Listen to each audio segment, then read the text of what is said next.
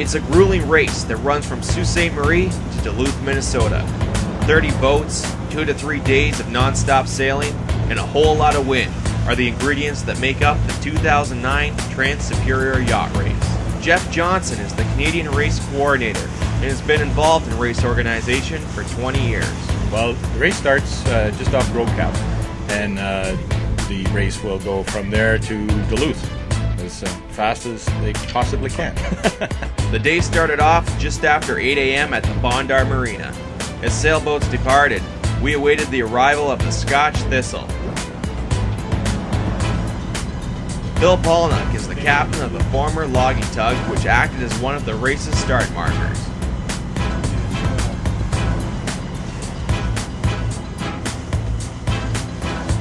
While some boats made their way through the American locks, many packed the recently reopened Canadian lock. And we're going to come to the lower approach and just hold at the blue zone, and I will call you back and let you know when you can enter the lock. Up until last week, the lock had been closed for repairs. The lock normally uses 2 valves to fill and empty the canal.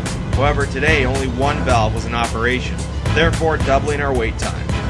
So what do a bunch of drunken sailors do while waiting? Sing and dance, of course.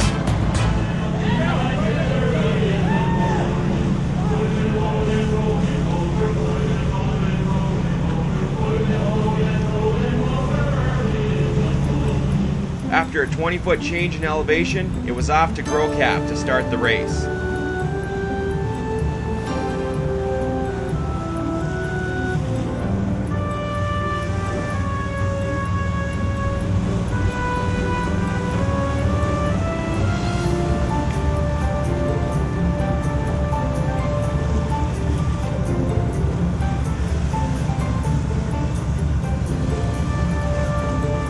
Under the bridge and past the steel plant was a journey of rough water, gray skies, and rain. While days such as this are unwelcome by most, to a racing sailor, as long as there's wind, it's a good day. And today, there was wind.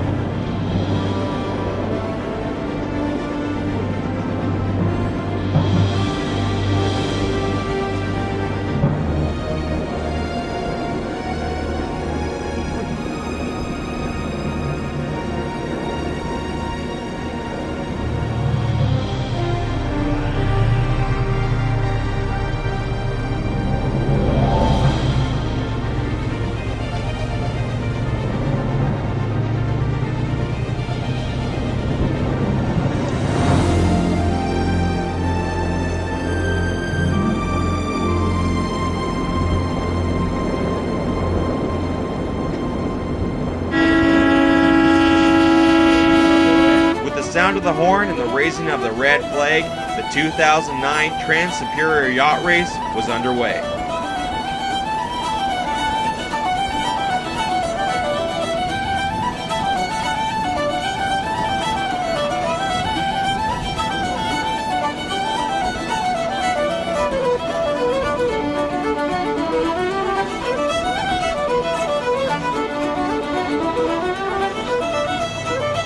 With wind in their sails, the boats are embarking on a journey that will find them finishing in Duluth, Minnesota, Monday evening or Tuesday morning.